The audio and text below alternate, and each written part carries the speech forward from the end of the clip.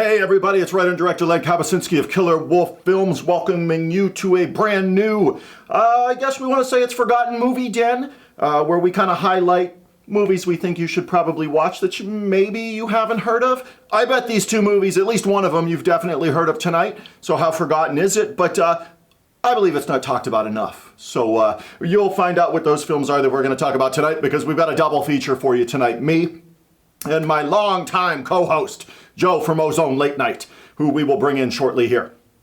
First order of business, if you're watching on my Patreon, thank you so much. If you haven't joined my Patreon, you should. It is the best way to support my works, past, present, future. All my films are on there.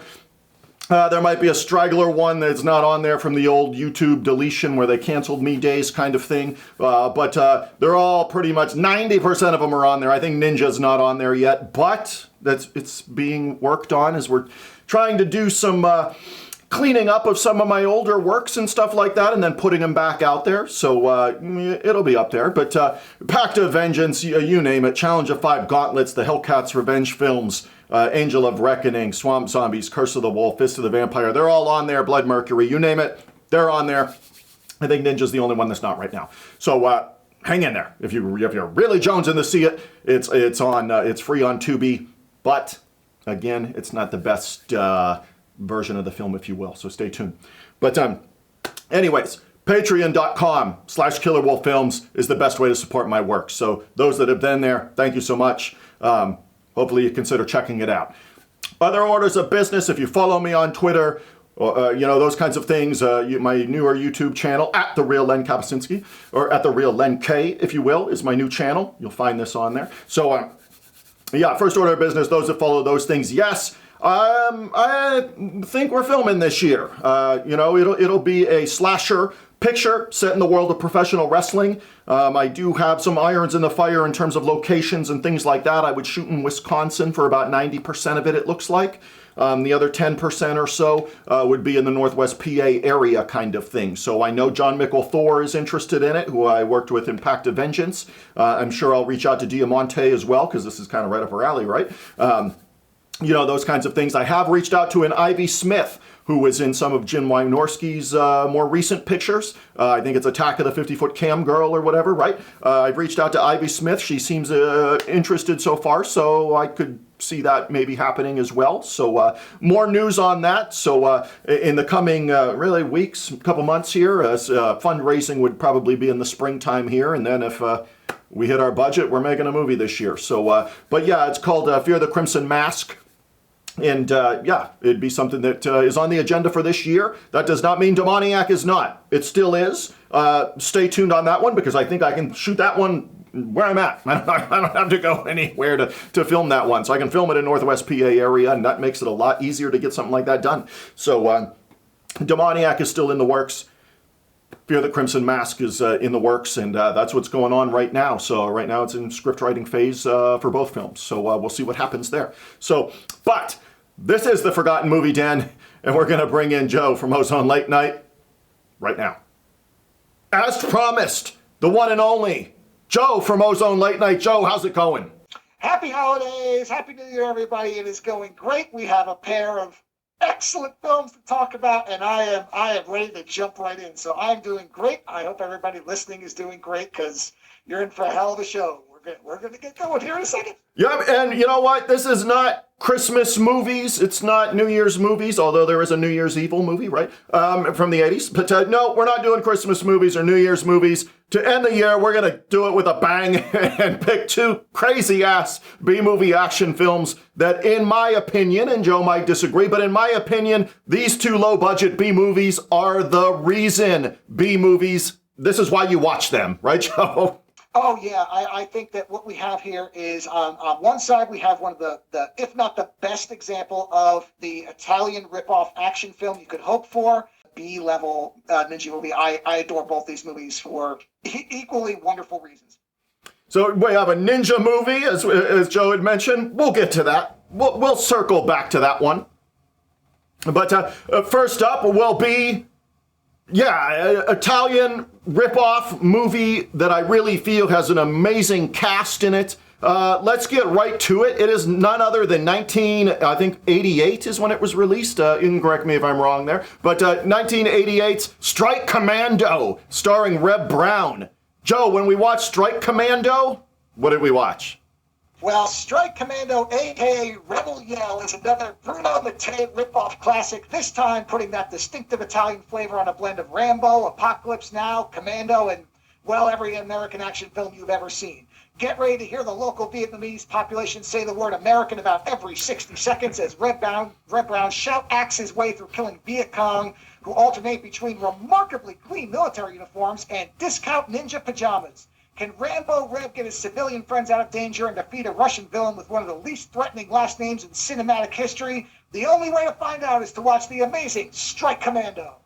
Yeah, we get into Strike Commando, but let's preface it with our players first. A Bruno Mattei production, so shot in the Philippines. So right there, you should be able to guess right off the bat two names that are going to be in it. One is Connolly, and he is in Raiders of Atlantis. If you haven't seen that, maybe we should do an episode on Raiders of Atlantis, because I love that movie. But yeah, Connolly is in it. He passed away literally in real life, like a year after this movie was made, or a year after it was released. Of lung cancer, I think, liver cancer, lung cancer, something like that, but I know Connolly died recently. Anyways, another heavyweight in this production, in my opinion, and he's been in Blood Debts, and you name it. If it's shot in the Philippines in the 80s, he was in it. None other than, and again, another passed away actor, the late Mike Monty, who I think this might be Mike Monty's shining moment, Joe.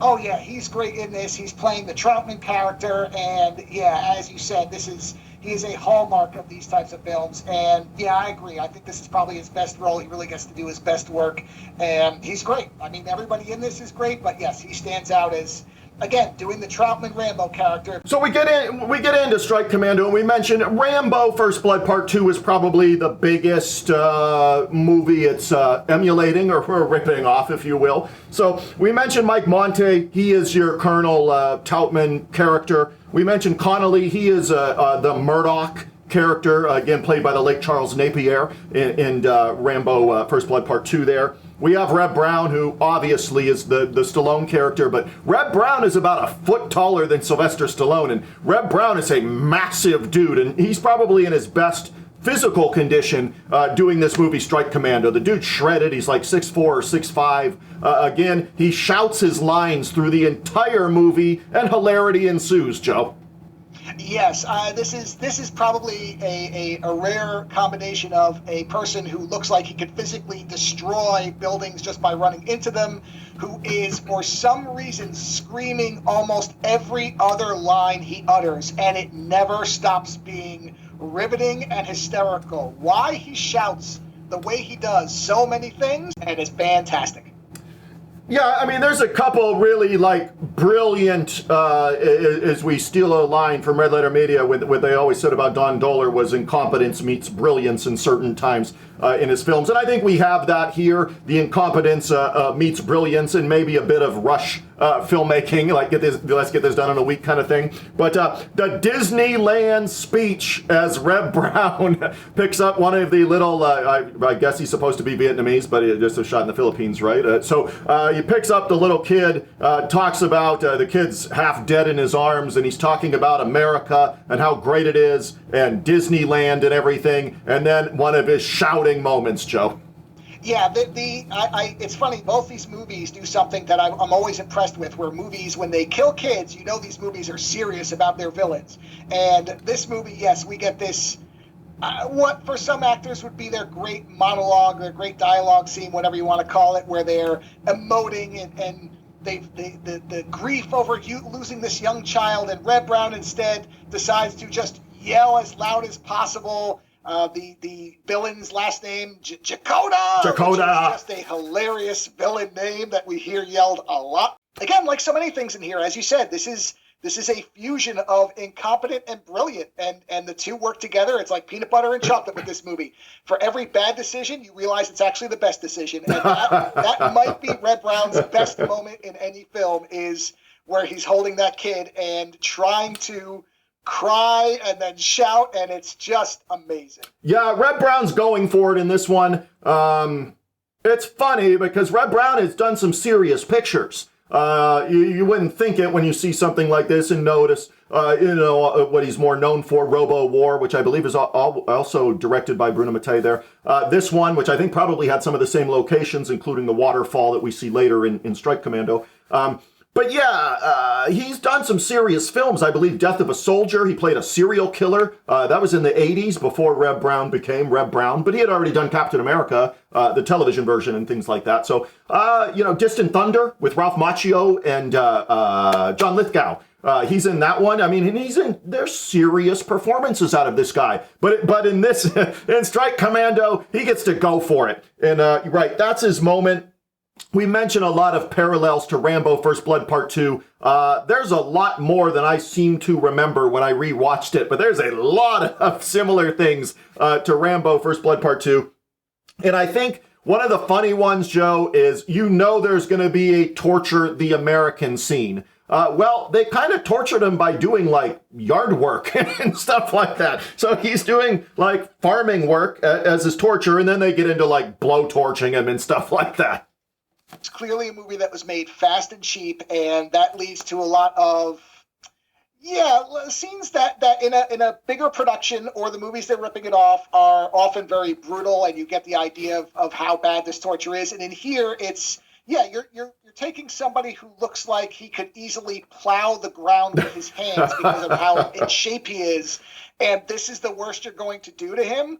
Okay, I mean, they finally do come up with a form of torture that would work on somebody who's physically, but up to that point, there's nothing they do that makes it look like they can even put a dent in this guy's deltoids. It's amazing, and it's hilarious. Again, one of these things that makes this movie what it is you look at this and go, this isn't going to do anything to this guy, right? He is basically a rock wall, and you're throwing spitballs at him, and that's how it comes off. Yeah, anyway, the thing effective, obviously, that's right out of Rambo First Blood Part 2 as well. They put the mattress springs and they tie him up to him and they're torturing him and stuff like that. When he escapes, there's no spoiler there, people, but when he escapes his torturers there, the scene is literally lifted right out of First Blood Part 2, except we talked about the Chakotay character. He is meant to be Yushin, the giant Russian character. That's Yushin, the character's name from First Blood Part 2 there. But he does the rabbit punches to the guy's back, and then he flips it on, and then they jump out the window or something like that. That's right out of First Blood Part 2. So there's a lot of similarities. We get the, Rambo comes in at the end, in First Blood Part 2, and he mows down the equipment and stuff like that with the M60. We kind of get that in Strike Commando, except Strike Commando's about higher in the body count, man. And he doesn't just shoot equipment. He goes into the office at the end, Joe, and shoots everyone. Oh, yeah, he annihilates everything. He's got this massive machine gun that he is just destroying the walls, the chairs, everything that he can see. It's a good thing that there were no civilians in the building that day, because he is just chewing everything up and yelling, and the belt wrapped around the arm. I mean, it is imitation that you would expect it to be. It's great, but it finally results in him blowing up the colonel, who turns into a dummy, and they didn't cut it well enough at all. You can easily see that it turns into a department store mannequin right before it detonates, which is, again, fantastic. Yeah, we're going to get back to that ending in a second, and I want to highlight some of the things, Bruno Mattei is directing this, like, seriously. This is not meant to be like a campy movie. You might disagree with me, but I think he's being serious here in all of this. And I'll preface that by saying, I mentioned, I want to say it's Richard Connolly and Mike Monty, the Toutman and Murdoch characters there.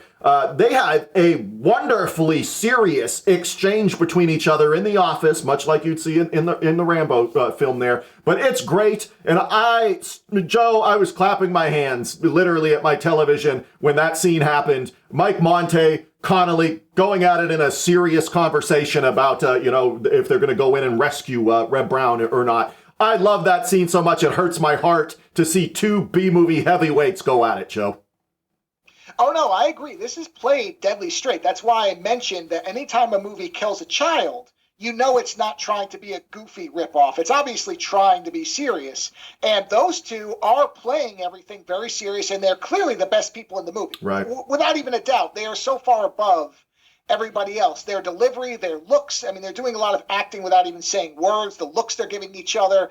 When those two are on the screen, it almost is a different movie than when you then see Red Brown running around the jungle just screaming and looking confused half the time, or pulling out what apparently is an unlimited supply of grenades that he can just drop wherever he wants. But those two, yeah, they are in a different movie. They are seriously acting, and they really anchor this movie from being goofy. The two of them remind you when they show up that this is meant to be straight, and this is an attempt at a straight imitation, I guess we'll say a kind word. But those two, yeah, they're dynamite. Yeah, 100%. I think there's some really strong things in production values in this. When we see a movie like this, it's obviously shot on film and those kinds of things. But there's some beautiful locations. We have the waterfall, which I'm pretty sure is probably, because same director, same actors, the same waterfall that's at the in Robo War there, the Predator knockoff that maybe we'll get to this year, I think. But the starring Red Brown and stuff like that, Matei directs it and stuff. I'm sure there's a lot of similar locations that cross over between those two films, being that they were filmed so close together. The cave sequence, they're running away, and go through a cave system and stuff. Him and this Russian female who he's kidnapped, I guess. It's hard to say kidnapped. I don't know what he did. He runs along with her. I don't even know how to explain that part. And then, the scene from Rambo where he's going to go up in the chopper and they're there to rescue him, but obviously their full intention is to leave him there. Not in Strike Commando. Their intention is to take the chopper and go kill him, not leave him there. They're firing at the female and Red Brown, trying to kill them both. Well, fortunately for him, these have to be some of the worst gunners that have ever existed, because they are firing heavy weaponry at him in a field. And then there's another scene where he's running out in the open and no one can get anywhere near him. I don't know if the Red Brown character is familiar with cover, because he doesn't ever appear to use it. But there is a sequence where he is running in the plain open as multiple men with machine guns near him. He just runs, and you know what? If there's such bad shots, why not run in the open? They're never going to hit you, and they never do. Yeah, and that's actually one of my favorite photography bits in the movie, is he's running along some rice paddy areas, stuff's blowing up around Red Brown as the Russian guy, Jakota, is looking on as Red Brown's running, and stuff's blowing up around him and stuff like that. There's a lot of good things like that in this movie. Now, when Red Brown talks, as he shouts all of his lines, as we mentioned through this movie, then you realize, okay, this is funny, it's a good bad movie, or bad good movie, whatever, and then Mike Monty, like we mentioned, and Connolly anchor us and remember, that they can act, kind of thing. So it's this movie, I think, Joe, has a really perfect balance of being a goofy movie with some really good performances in a movie that's overall just a fun action movie, dude. The opening where they're in trying to blow up an area, there's good pyrotechnics. They're blowing up buildings. I mean, it's obviously done fairly well, and yet they're also using a crossbow that looks like a 4-year-old put it together in craft class. It is comically small and weak. I mean, I doubt you could put a dent into clay with that thing. Then you suddenly have buildings exploding, and big explosions, not cheap pyrotechnics, in the same scene. And that's basically the whole movie, is every time you look at something and you think it's going to get goofy, then you have something by Red Brown just shouting at the sky for some reason. You have a female Russian who complains to the giant Jakota character that he's doing inhumane torture, as if torture could ever be humane. And that is something she says is, no, this isn't humane. Wait a second, you're torturing him. What are you talking about? I mean, it's ridiculous. She could have been referring to the yard work, I guess. She could have been referring to him doing the yard work, maybe. I don't know. But we come to the end of the picture here, and we mentioned Red Brown. It's his shoot up the office equipment, except he's killing everybody in the building.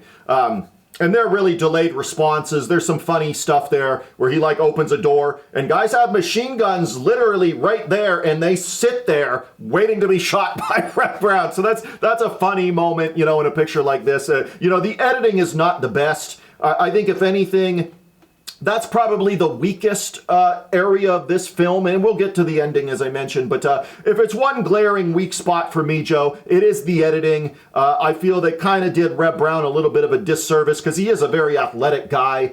He does have some fight scenes that are fairly poorly edited, I would say. The editing, I feel, kind of let Reb down in a couple spots, Joe. No, I would agree with you. There's a sequence where when he's fighting Jakota, Yep, exactly what I'm talking about. He punches him and suddenly they're on a cliff. They were just in the field. He punches him and then we cut to a cliff. And that's clearly a problem with editing. I mean, either they lost footage or they just didn't bother to position it where you could see the cliff.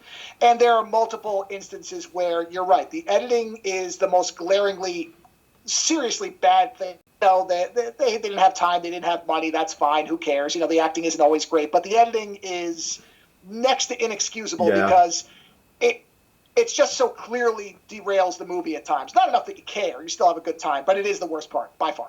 Yeah, so let's circle back to that ending. And that's one of those moments we mentioned with the editing, which the incompetence here in the editing kind of adds to the fun. We mentioned the dummy of Connolly there at the end, the Murdoch character. But besides the fight with Jakota there, which is obviously very poorly done, this is another sequence that it doesn't sink the movie, but is really bad. He goes towards Connolly's room there. The door is clearly closed. Connolly's waiting for him. I guess Red Brown is in a hallway with like a gun that has like a rocket launcher, but I think it's a grenade launcher really, attached below the barrel of the weapon there. And I guess Red Brown shoots through the door and kills him or something. It was really wonkily done, Joe, and that made me groan because this is such a fantastic B movie. Don't end it with a piece of editing like that. No, I mean, it really is. That is something where you look at it and you will go, okay, why would you not have him kick the door right and then fire? Or kick the door so hard. Here's what I would have done if I go back in time to shoot this movie with the same budget. He's so physically tough, he kicked the door off the hinges into you to make you not be able to shoot at him and then blow him up. I mean, the blow-up part is great. Yeah. Even with the dummy, that's what you want. Oh, yeah. But it's just so weird that he shoots through a door that we don't see and then blows the guy up. Yeah, I can live with the dummy part 1,000%. It's just that wonky, the door's still closed. I mean, we never see it open. Yeah, I mean, I wish that would have been better. I love the kick through the door, hit him, and then blow him up kind of thing. I love that. As we mentioned, there is a myriad of endless supply of grenades in this movie. Here's your chance to blow him up with a grenade off your gun. I mean, it would have all tied together pretty nicely. But just when you think the film is over and the Connolly character is blown to smithereens, we circle back to Jakota that now has an iron grill, Joe. Yes, for some reason, getting thrown off a waterfall has resulted in our main villain now being Jaws from, I guess, Richard Moonraker or something. Maybe that's what it was. Maybe Matei had seen Moonraker and loved Jaws. Who knows? But for some reason, Jakota gets a mouth upgrade and is really angry, but then he gets to eat a grenade as well. So another great...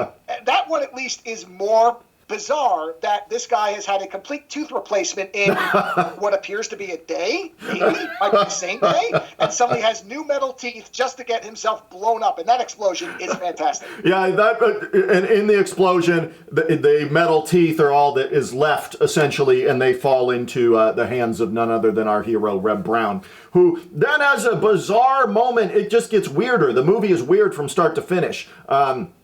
As he's walking away, Red Brown is actually giving the person, places, and things, moniker, if you will, that you usually see at the end of films in a voiceover, except he's being goofy about it, saying everything's unintentional, ha ha ha, wink, wink, wink, as he's walking away and stuff. Pretty weird, Joe. Yeah, I don't understand that at all. It seems like it's an outtake, or right. I don't even know. I don't know what to make of that because, as we both said, this appears to be a serious movie, and to make this your final voiceover? Look, Bruno Mattei, he does things differently, so maybe this was, to him, the perfect coda to the film, but for me, it's a little bit odd. Yeah, I thought it was odd. And, when it first happened, and I first heard it, I was like, what did I just hear? So I backtracked 30 seconds and watched it again and stuff, and I thought, you know what? I mean, you're not going to confuse Bruno Mattei with Joe Dante, if you will. But Joe Dante did Gremlins 2 years ago, and that was kind of his F-you to the studio kind of thing, was Gremlins 2. It was his F-you to the studio system. Everybody can see it in that film. We're talking about Gremlins 2, the new batch. But, and I thought, well, maybe Bruno, something set him off, and then he said, you know what, at the end of this picture, fuck it, I'm going to do something crazy, and this was the result of it. Well, like so many other things, it doesn't ruin the movie for me. No, not at all. Sit there and wonder, why was this the final thing you decided to do? Maybe it was that. If it was, good for him. You know what? I always am going to enjoy a director who decides to take a shot at whoever he feels like is interfering with what he's doing. Sure. So if that's it, great, Matei, you got him, I guess. You zinged him with that, maybe? I don't know if it would have had the effect he thought, but right. It's this gigantic mix of what makes Strike Commando so wonderful, where you can have this big fight scene with a guy getting blown up and then a really strange, bizarre final voiceover that doesn't seem to gel with the rest of the movie, and yet does. Yeah, my final thoughts on Strike Commando, and then we'll get to yours, Joe. I think this is absolutely Strike Commando is absolutely must-watch material for anybody that loves B-movies or rip-off, type movies. We mentioned stuff like Great White, which, hell, Bruno might have directed that, right? I don't think he did. I think it was like, I can't think of his name. I don't think he did Great White, though. But anyways, if you like rip-off movies and all those kinds of things, I really think you might not be able to get better than Strike Commando. It's fun from start to finish. You get a mix of a serious movie and then an unintentionally goofy movie with Reb Brown, and then you all get it put together and you have an A++ movie from me, Joe, called Strike Commando. Yeah, I completely agree. There are movies where when people say, well, what's the best of these types of B movies? Because I talk about Italian rip-off films all the time. Sure. And I'll say, well, in terms of an action film, if you want to see the rip-off version or the imitation version of a big-budget American action film, this is the first movie I would tell somebody to watch. This is it. This is the top of the list. I have different ones for different genres, but as far as the classic action film, this is it. I mean, it's everything you'd want. And it is, I've watched it probably a dozen times, and it only gets better every time I watch it.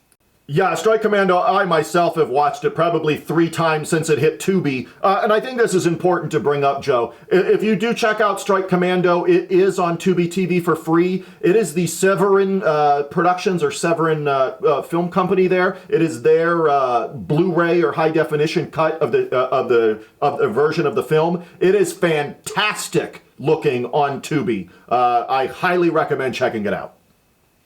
Yes, it looks great. I mean, this is, we've said this before, and we're getting really good copies of these movies that are clearly being remastered and put out with care and with respect to this material. And it really is wonderful that people are getting to see this stuff in this quality as opposed to taped together VHS that 14 people passed around, got dipped in coffee and, sounds and looks like garbage. This looks great.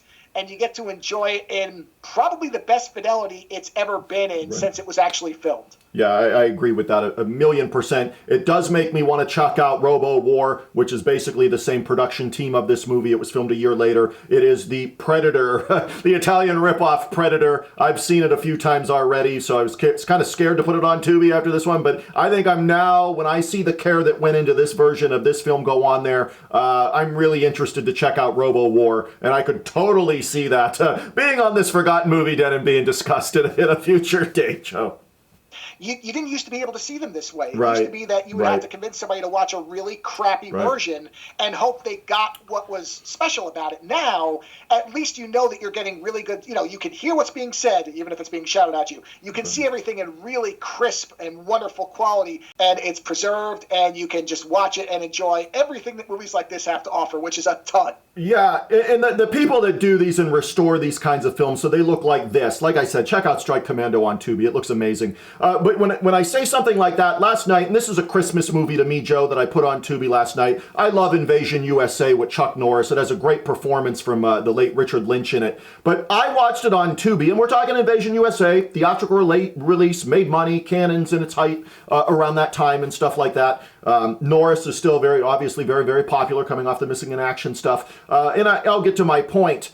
The Tubi version of this film is garbage, Joe. Invasion USA, You can't hear anything. The sound is terrible. The picture quality dips in and out. This is a major film. And then you've got somebody that takes Strike Commando and makes it gorgeous. Yeah, unfortunately, there is still, we reviewed one as part of one of our Tubi tournaments where the sound, it was one of the blends that, I can't remember the filmmaker's name, where he chops his own movies together. Oh, Godfrey Hope. Of course, I'll remember. Yeah, I'll remember, but the title of it. But the sound, the audio and video was so bad, even on, I think it was on Tubi, that it was almost unwatchable. And then you get something like this, because as you said, Severin, Vinegar Syndrome, right, there's a couple others that are really... I love the fact that this stuff is on a free service. You can watch it without creating an account, and you can enjoy something like this in the best possible version that you could ever hope for. So I hope eventually everything is like this. It's a shame when it isn't. Right. But we're seeing more of it now than we used to. More often than not, these are the good quality prints that we're getting, and that's just great. Yes. And I mentioned watching Invasion USA. It's a Christmas movie, just like Jaws 4, The Revenge, Christmas movie. So I know everybody says Gremlins. Well, that's obvious. But so is, Lethal Weapon. So is Jaws 4. So is Invasion USA. Invasion USA being made by the Cannon Group.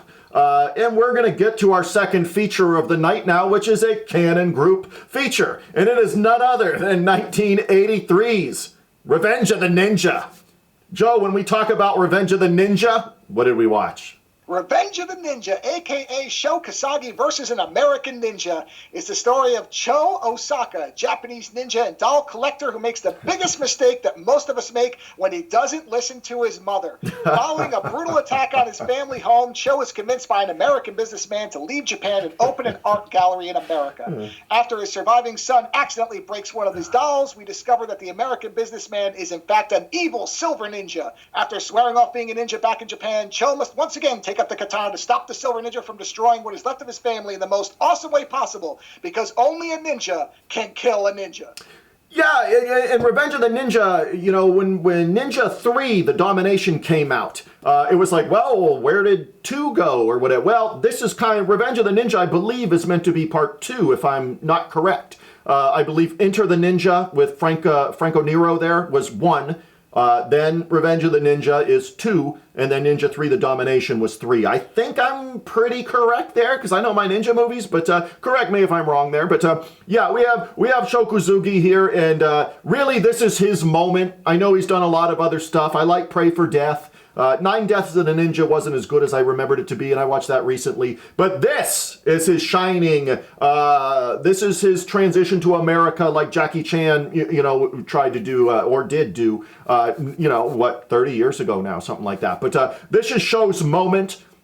I think they do a lot of stuff in this well. We talked about the American ninja that he fights. That's played by Arthur Roberts, who you might know if you know some other B movies, especially some Roger Corman movies. He was in Tracy Lord's first legit feature called Not of This Earth, a remake of the, I believe, 1957, 58 movie, Not of This Earth. But anyways, it was in the 80s. Arthur Roberts is like an alien in the movie, that kind of thing. Arthur Roberts isn't the most athletic guy, Joe, and when you put him in a ninja movie, you have the convenience of having an actor play him wearing a ninja suit the whole time.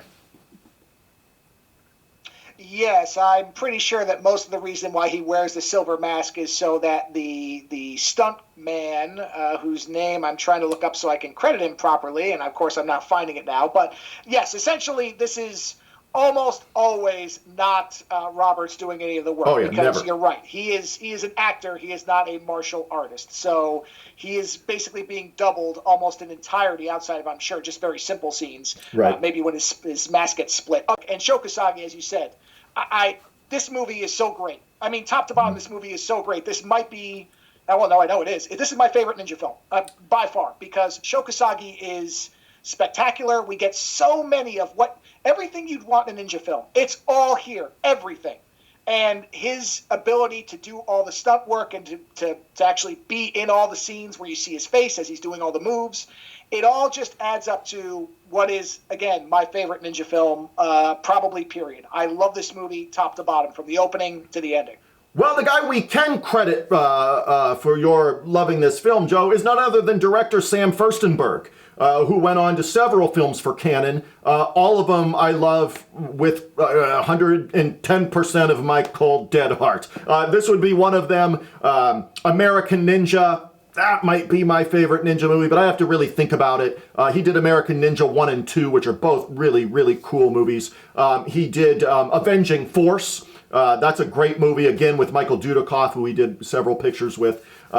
Yeah, this is a good one, and I really feel, we had The Octagon with Chuck Norris. I think this is superior to that movie. The Octagon would have been made a year or two before this, before Revenge of the Ninja. So I think this is one, though, too, and I'd have to really think about this. Forget about, the Jackie Chan movies of the time or, the Shaw Brothers stuff. And somebody would have to really educate me on this one. This is the first American picture that I can remember, a foreign actor or foreign martial artist being the lead in an American picture, Joe. Yeah, in a I mean, ninja you would have to verify. There may be another one, but this is probably the most successful one I can think of where it's really done right. And Sho Kasagi may not be the best actor, but especially after watching Strike Commando, he comes off like Anthony Hopkins in here. And the important he is an actual martial artist. And so there is something that has been lost in the age of CGI and everything else where we don't actually know if the people are doing the moves. And in a movie like this, we know he's doing the moves and he can do the moves. And even just the opening scene by itself delivers just about everything any ninja film should. Stunts, weapons, flips, smoke bombs, individual fights, multiple man fights, hand-to-hand combat, all the different sword types. It's all in that, which again establishes that this movie is deadly serious, which unlike Strike Commando, there's really no goofiness in this. This is played straight the whole way through. Yeah, it's straight the whole way through. And my mind is spinning about like a Japanese or Chinese actor doing an American-produced film. And of course, everybody's going to shout at me, Enter the Dragon with Bruce Lee. But I don't know if that was produced in America. Wasn't that the old seasonal entertainment? That's for another podcast or so, but obviously that would be a big one. But I could have swore, that wasn't like an American production. I know Robert Klaus directed and things like that, but I don't know. I'd have to think about that. If it's not the first, it's probably in the top 5-ish kind of movies where we get, a Japanese actor in an action-based American-produced film. It's got to be high up there. I've seen Revenge of the Ninja. Oh God, Joe, this was on HBO nonstop back in the 80s. I probably watched it 25 times over the years. But so he comes to America, like Joe said. He ignores his mom's advice and comes and sells dolls that are filled with, I believe, heroin, right?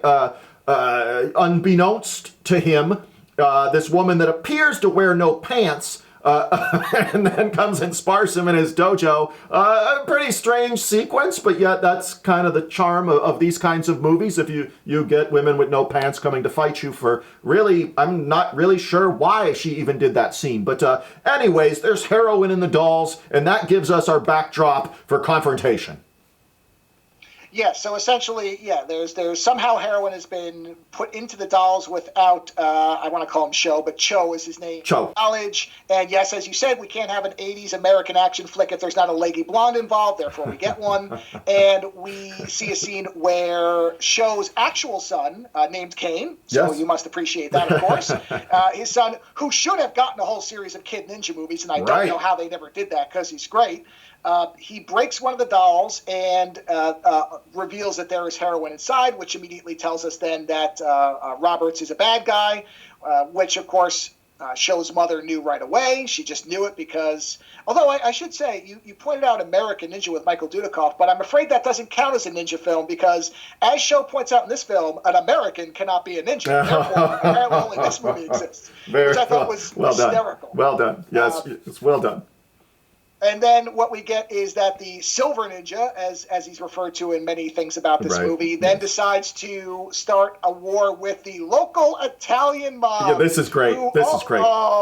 These guys, I mean, the leader of this Italian mob is basically, if somebody told me this was Joe Pesci's grandfather, I'd believe it. I mean, it's every... I love when my people are depicted this badly. It's great. I always enjoy it. I love a good, bad Italian mobster. And these guys, and Calfano, he's a magical character all his own. He's great. Yeah, he steals every scene he's in. But let's preface that again, why this movie is again played straight, front to finish kind of thing. There is no goofiness in it. Even with a wacky mob character guy like this, you never feel like he is making this movie slip into territory that it doesn't want to go kind of thing. He kind of runs with the movie, and you don't see it slipping into goofy territory like in Strike Commando when Reb Brown is on there shouting his lines and kind of stuff. But you're right. Kusagi in this, the Italian mobster guy, they all look like Anthony Hopkins compared to Reb Brown and Strike Commando. But there's a lot of just fun stuff in Revenge of the Ninja. We get full, towards the end, he's in the high-rise building, we get full array of ninja weapons. The spitting the tacks in the guy's face or darts or whatever he spit out of his mouth in his face. We get the tripping on the jacks or whatever into the tacks and all this kind of stuff. We get an array of those kinds of weapons. So it's not just sword work the whole time, Joe. We get an array of like ninja stuff here. Well, you pointed out that this is a Furstenberg production, and I have to say, this movie is so well paced. It knows when to deliver the fights. It does great spatial fighting where you get up close fighting and then they transition to medium to long range fighting. There's a van fight sequence which is so well done because it keeps changing up just when you get not sick of it, but when you get to the point where you're like, okay, they have to do something different. They do. They keep moving the fights. Everything is in motion. There's a great kinetic energy to every fight. There's all these variations in terms of the settings. We get a playground fight with a laughable Warriors imitation gang. We get, but those fights. The village people. That part's hysterical. We have to mention that, right? He goes in trying to get information or whatever he's doing, and then for some reason he thought the information he was seeking would be with these literally the village people. He goes up to ask. I was rolling, dude. And again, this makes you love a picture like this. It's still, even with the goofy village people he goes up against, not once do you think one of those players is making this slip into the movie's going to slip somewhere that it doesn't want to go. And it doesn't. It's just these crazy village people he goes up, and then a fight scene ensues. And that fight scene moves through the different playground equipment. Yeah. So we're getting one-on-one and multiple man fighting, all this stuff. That, yes, the village people thing, that does stick out because it just seems odd. It never gets goofy. And then once the fighting happens, you forget all about that because now it's all the stunt work and it's all the motion and, okay, climbing up here and going all over the place.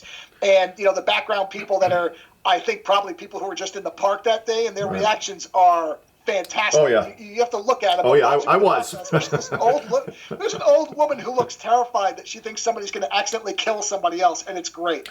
So, Sho's son at one point gets abducted, and you really don't know what they're going to do to him. And right. Kathy, who at first you think is in league with the Silver Devil, or Silver Ninja, then we find out that she's been hypnotized, and she's being bizarrely tortured by being in a hot tub for too long. I'm not really sure what the angle was there, but outside of having her in a wet t-shirt, which is fine, but I don't know what shooting jet streams into her face was going to do besides irritate her. Still, if somebody describes the movie to you and tells you who made it, you go, okay, it's probably one or two good fight scenes, depending. But no, this is wall-to-wall action. It's pure ninja. It gives you every weapon you could hope for. All the, again, smoke bombs, the jacks. It's all there, yeah. Where people are traversing between buildings on these wires that they shoot into the wall. The climbing claws. Fantastic. Yep. The climbing claws up the wall kind of stuff. All the ninja stuff is there in this one. You mentioned Old Lady. Well, this movie pretty much has one of the most badass old ladies in Cho's mom in this film, who's doing backflips and everything else, clearly doubled, but at the same time, it's an awesome scene as the Silver Ninja goes to take out Cho's mom in the film. And she has the mom. You never would have guessed this from the start of the movie, but the mom has a fight scene in this, Joe.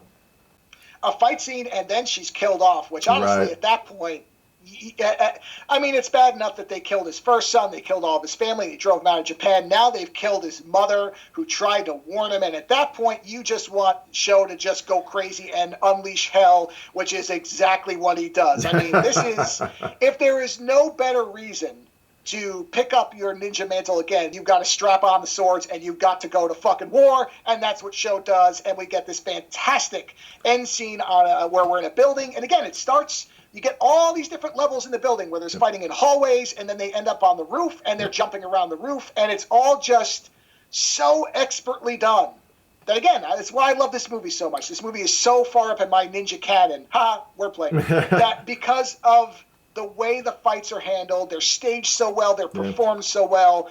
I recommend this to anybody, period, who likes anything ninja. You will love this movie from beginning to end. Yeah, and even when we get to the roof, though, it's not just a rooftop. There's a tennis court. There's a fight scene on a tennis court. There's a fight scene with a fake ninja arm that comes out of a pool that he slices off.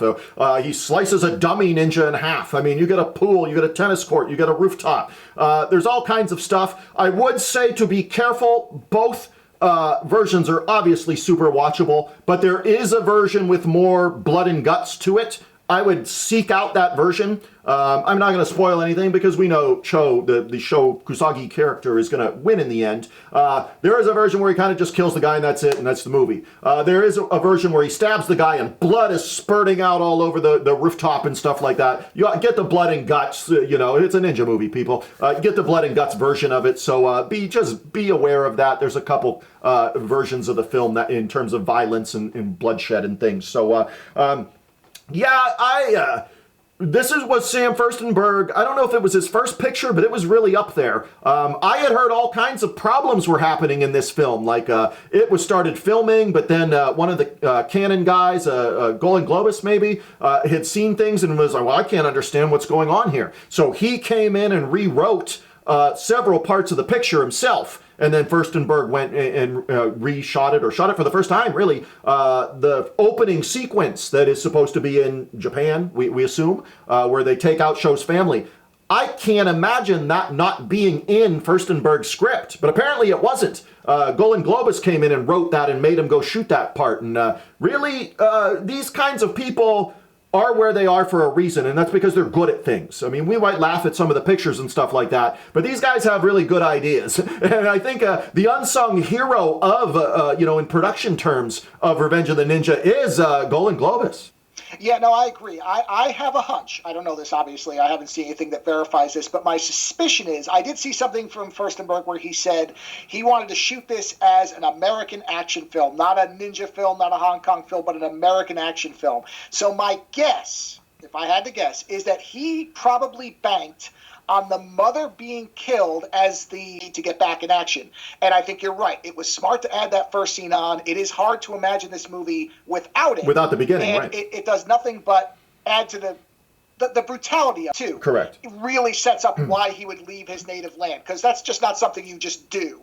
So to have almost his whole family wiped out gives him a great drive to trust this American businessman and leave the country. And so I think it only improves the picture immensely. And you can tell that was shot, separate from the original stuff. I mean, Arthur Roberts doesn't have a stunt double there. He throws some really weak punches right off the bat. This guy can't fight, so he's in a ninja costume the rest of the film when need be. But Arthur Roberts throws a few punches, but it also sets up the movie. Bang, you get right to action. You get right to fight scenes. You get right to gore and death scenes and stuff like that. It sets up the revenge portion of this movie in the first 5 to 7 minutes of the movie kind of thing. I really can't speak highly of this. If you are a ninja film fan and haven't seen this, I can't believe that you haven't, to be honest. But maybe you were born in the 90s, or, maybe you're a younger viewer or something like that. But this is absolutely biblical. This is the one that's in the Ninja Bible, is this film, Revenge of the Ninja, Joe. I'm in total agreement. I mean, I think it's probably pretty clear that I absolutely adore this movie. I think that I think I said this earlier, everything you would want out of a ninja film is present. You get almost every type of ninja weapon.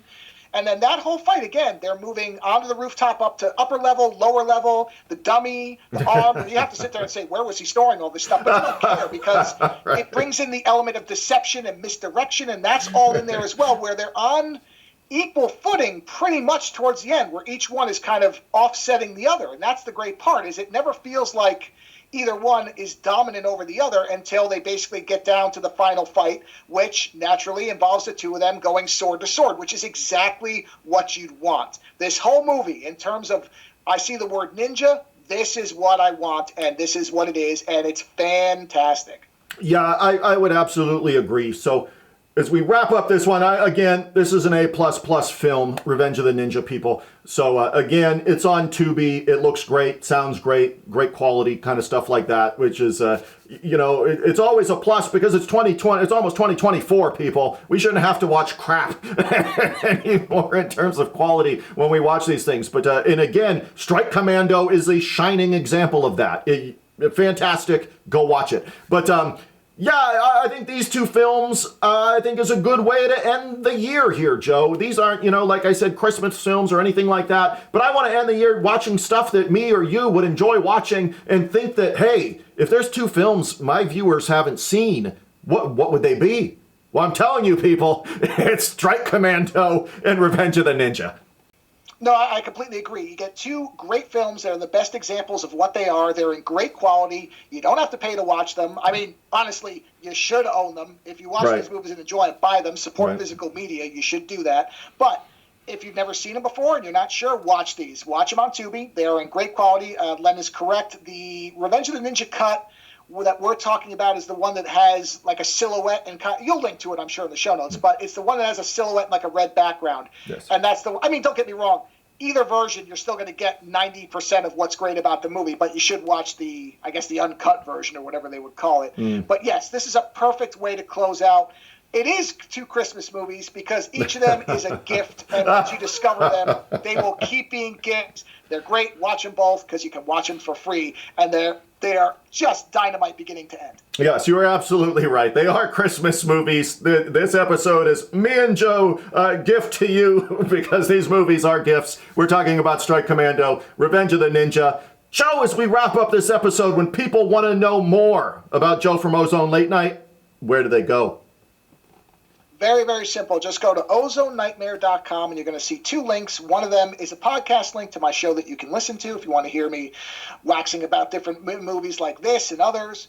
And then there's also an art link where you can go and look at some of the illustrations and graphics that I do. So you get to choose your own adventure right there, ozonenightmare.com. And I got to be honest with you, talking about movies like this it's just such a blast. It's so great to be able to see these movies in often really great quality and be able to just spend an hour celebrating movies that were so long just buried in the back of video stores or were only visible to people who sought them out, and now everybody can appreciate them, see them in great quality, and I really do thank you, man, for letting me be part of this. Yeah, and I'm just not somebody that just happened upon these films because Vinegar Syndrome brought them out, or Severin brought them out, or Blue Underground, or whoever brought them out. I've got in this bin behind me, that's behind my backdrop here, is giant tubs of VHS tapes. And guess what I have on VHS back there right now? Strike Commando's back there, people. So this is a life I've lived a long time. But to fast forward 40 years later and just see these films beautifully done, it warms my heart going into 2024, Joe.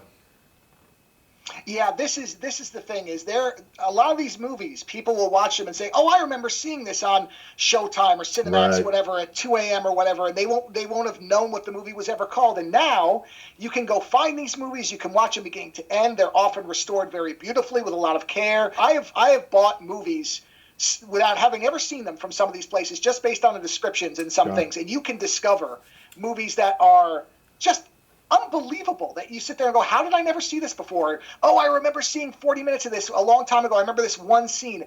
And now you can see them in just beautiful quality. And it's just wonderful, man. It's just so great. Yeah, I'm going to have to look up Strike Commando and see if there was actually, I mean, obviously if Severin's doing this, there's got to be a physical media because they do that, So I've got to look up and see if there was a Blu-ray done for Strike Commando. I would assume there has to be with that quality that's on Tubi there because that's definitely like Blu-ray quality print there. So I'm going to have to look that up. I know Revenge of the Ninja a little bit more popular of a film than Strike Commando, but they both, I believe, are on Blu-ray and things like that. So you should check them out, people. Once again, for Joe from Ozone Late Night, I'm writer and director Len Kabasinski, thanking you so much for watching. Remember, patreon.com/KillerWolfFilms, the best way to support my works as we go into 2024, and hopefully got more new stuff for you. Good night, people.